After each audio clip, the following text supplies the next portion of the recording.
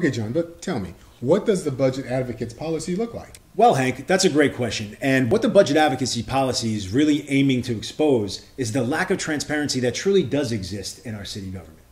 And how does the policy aim to accomplish that?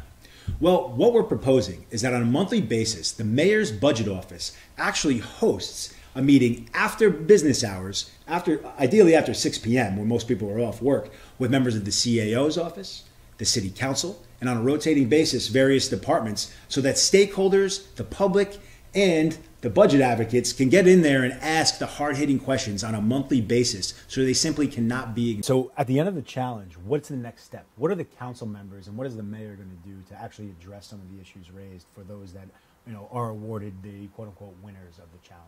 Sure. The winner of the challenge is only one. It's an idea. Mm-hmm. It's the idea that has the most support at the end of the challenge. Okay. So all of the elected officials so far that we've talked to have committed to 45 days. Within 45 days after the end of the challenge, they are committed to announce what action they're going to be taking based on that policy idea.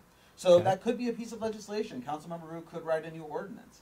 It could be funding a study that's required to figure out really how they can solve this problem. Or it could be a new city program that they could put money behind to say, listen, we want to make the city more transparent.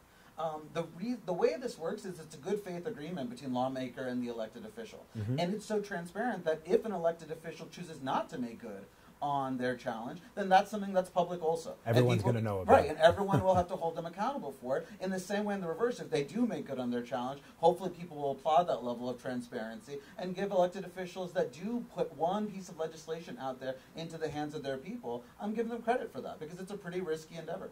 Absolutely, I think so. Right. So we want to thank Amit for taking the time to meet with us about lawmaker.io and explaining to us exactly how well this can work in our neighborhoods to make change. So please, don't forget, click on the link, vote for our policy, and find out more information. December 11th.